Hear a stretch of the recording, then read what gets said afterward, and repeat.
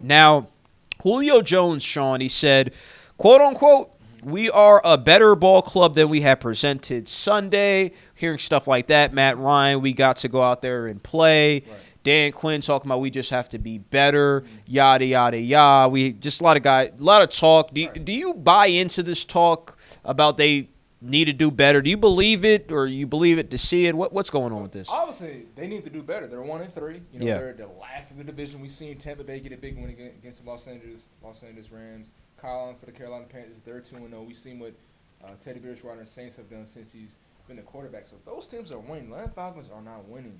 And you would think, after all the injuries that happen in the same division, you would think they would rebound. Okay, we got our MVP quarterback. We can win these games. But Jansen, obviously, the quotes that they said, yes, they need to do that. But that's just cake talk. You're just speaking the obvious. You know what I mean?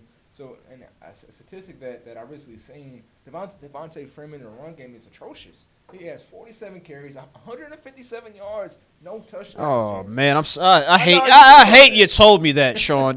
Finish I'll go in on that. Finish what you gotta say. And it's crazy because Devontae Freeman, he was a Pro Bowl running back, and I hate to say in his prime because he hasn't lived up to that so far. He just got the contract extension as well a couple years ago.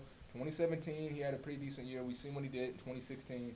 When they went to the Super Bowl. But Devontae Freeman just really hasn't looked like himself. He sort of looked like a small back, and I understand he's always been the same stature, but almost averaging 3 yards a carry. I mean, that's not just pathetic. Yards a carry, it's not that good. The Falcons' run game is definitely, I think, hurting the offense right now because if you can't really run the football, so we know you're going to pass the ball. We know you have Julio Jones, who's having a great statistical year, a great year every year. Honestly, Julio is the best player on that team, but Matt Ryan also has 8 turnovers. 6 interceptions, 2 lost fumbles so far this year, 8 touchdowns, but he's giving the ball up in key red zone situations when they're about to score. So the Falcons, they're just, honestly, as a Falcons fan, I'm rooting for them and everything like that, but I'm not too confident about their game tomorrow. Can you tell me about how many total rushing yards was that? Sean? I don't want to misquote. How many rushing yards was that? He has like almost 150 rushing yards. And how many games? In 4 games. Yes. And this just makes Thomas Dimitroff look like crap for giving him money. And I'm pretty sure I don't know this stat. I'm gonna say I don't know this stats, but I'm pretty sure Tevin Coleman, who I was told by so many media members wasn't that guy, has better stats. Does he have better stats than what Devontae Freeman has? Probably with less carries, I'm assuming. Tevin Coleman's hurt right now for San Francisco. Oh, he is? Okay. He'll be back in the lineup soon when Matt Brady, that 1-2 punch. But, Tevin Coleman, I remember we were literally on the set last year, week 2 against the Carolina Panthers. Remember, he had that big game. He had over like 140, 150 rushing yards. He pretty much led the Falcons in the running game last year because Devontae Freeman was hurt, and he was good. Really, he was a really good player. Definitely a good player, and I wish they would have re-signed him. But Devontae Freeman contract, he's not really living up to it so far. Again, it's only the quarter of the season of the way done. But Devontae Freeman, that run game, I keep mentioning his name because I think that's really taking a stab at the Falcons right now, and it puts too much pressure on Matt Ryan to take more chances because we can't get it done in the run game.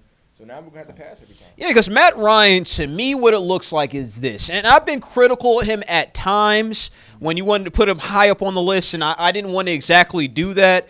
He's shown his behind a little bit, and it is because of the lack of the running game with Devontae Freeman. It is because he wants to force the ball to Julio Jones and Calvin Ridley. Because in the back of his mind, Dan Quinn has failed him because I'm going to say why Dan Quinn has failed Matt Ryan. Because Dan Quinn taking over this defense, we're expecting this defense to be top-notch. Am I correct? And they're not top-notch. So Matt Ryan feels pressure, which just could sound like an excuse if you want to take it as an excuse. He feels pressure to make big plays. He wants to force the ball to Julio Jones, which, hey, it's a good strategy, right? He wants to push that ball down the field. So the interceptions, yes, I am mad a little bit about Matt Ryan's turnovers, and that has contributed to this losing, and definitely. They're going to be on the road tomorrow, and I don't think they won a road game. No, they haven't won a road game. But it's not all on Matt Ryan. They got to get the running game going. Saying that, let's switch a little bit. All the blame on the coaches and stuff, all the blame on the players, everything. They're 1-3, not a good team.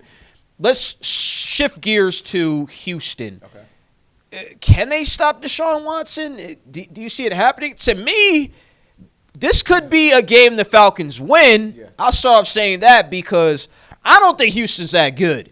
Now, I'm in group chats. I hear it on the internet. Oh, Deshaun Watson is so dynamic. They're so good. I haven't been impressed by Houston that much either.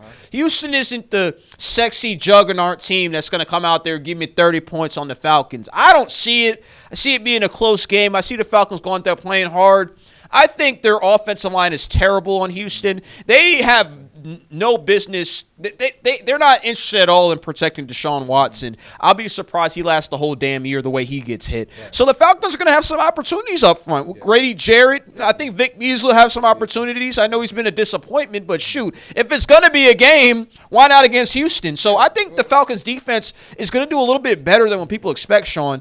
What do you think is going to happen a little bit? I know I took it over a little bit, but I want to get it out there. You're fine. I mean, but you see, those reasons that you gave the Texans, while you don't really believe they're that type of hot team or they can't get the job done, I feel the same way about the Atlanta Falcons. We had to stop pretending like this team is, and I hate to say it because I am a fan, but we had to stop pretending like this team is a great team. They're not a great. No. They're not a great. You're right. They're not a great team. We finish this real quick. Real quick. So the Falcons, we both agree they're not a great team. No, yes, but it's. I feel like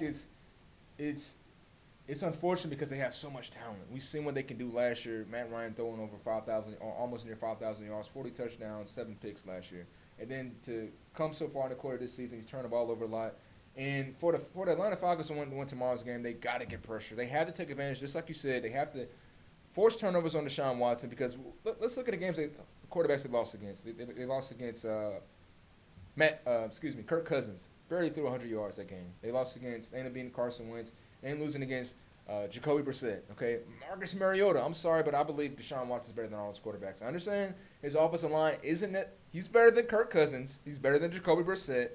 Okay, he's better than Marcus Mariota. Let's just be honest. Deshaun Watson, he is more than that's to me. So again, and none of those teams have a DeAndre Hopkins on the opposite side of the field. So, and I think in order for the Falcons to win this game, they got to force turnovers. They have to definitely. Sack Deshaun Watson and put points on the board. Matt Ryan cannot he can't turn over the ball. J.J. Watt is still on the opposite side trying to get to him and things like that. So Julio Jones needs to, I think, outperform DeAndre Hopkins. I'm definitely looking at that matchup as well. And Calvin Ridley and these guys, they got to step up, especially Devontae Freeman. He needs to score a touchdown. He hasn't scored in 2 years, Devontae Freeman. I'm challenging him. So who are you picking in this game? Are you picking honestly, Houston? You got Houston? I'm gonna still stick with the Falcons after all that. I think the Falcons can win on the road. I'm gonna say 30-24. Thank you, and I'm glad we agree on this because again, for people, no, I'm serious. For people who haven't been watching the games, Houston isn't that good. People act like Houston like there's some type of boogeyman in the division or something. Houston is not that good. The Falcons could win this game. Yes, the Falcons are not good on the road, but is Houston that? Yeah, is Houston that good, or should we fear them? Is Deshaun Watson that great? He's just as good as Matt Ryan to me this year. I think he is. It's this year. I mean, what did they do last week? What did the Falcons do last week? I'm just saying. Look, what I'm saying is it's a toss-up game. I can see the Falcons win this game. I think if the Falcons get to 21 points, they'll win this game. Okay. I don't see Houston's offense as dynamic as they're supposed to be. I'm not impressed. I'm not impressed when the quarterback gets hit a bunch of times. Quarterback on his behind, having to run out the pocket all the time because you can't block anybody. That's what we get out of Houston. Yeah. They haven't played great defenses.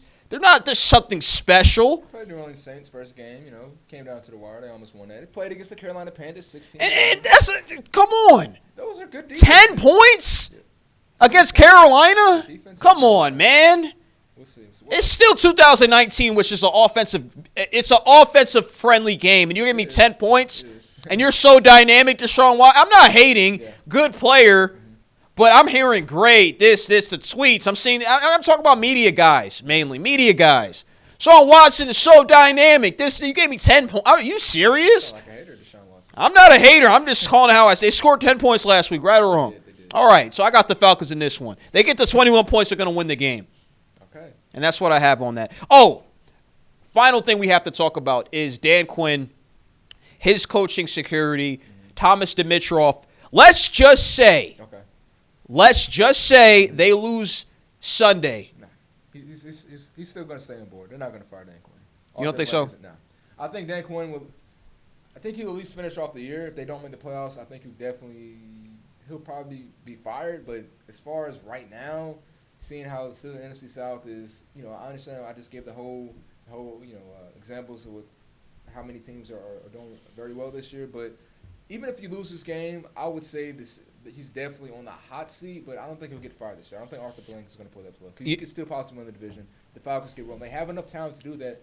That's what I'm saying. If they hit 1-4, you're saying they could still possibly win this division. I'm just trying to clarify. Yeah, I think they have the talent to do that. Obviously, I understand. I just went off on my team and things like that, Atlanta Falcons, but I still think they have enough talent to possibly get it rolling.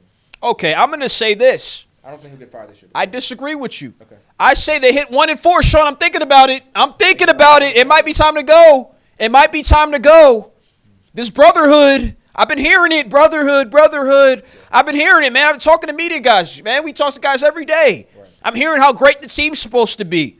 Put it this way, if Deshaun Watson goes out there and throws 5 touchdowns tomorrow, 4 to 5 touchdowns passes, I don't think it's going to happen. I don't see it happening. In Houston. But let's just say that it happens in Houston. Let's just say the Falcons just throw one up. They come out, they play horrible. Right. Let's just say they act like Deshaun Watson's Patrick Mahomes, okay? Let's just say it happens. He throws 5 touchdowns, but it might be time for Dan Quinn to go. Right. At least him.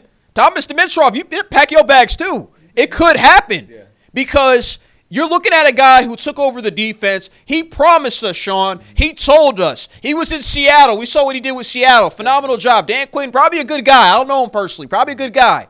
I'm talking about on the field. It might be time for him to go. I'm not going to say those thoughts are going to hit Arthur Blank's mind. Right. He probably already thinking about it. Oh, let me a little loyalty to this guy, whatever. Yeah. Got to the Super Bowl. But how long are we going to hang on that, Sean? It's very true. I say at least the rest of the season. All right, we tend to disagree. We're going to end the video here, though. Sean thinks that he'll last at least the rest of the season. And even at 1-4, they could still possibly turn things around.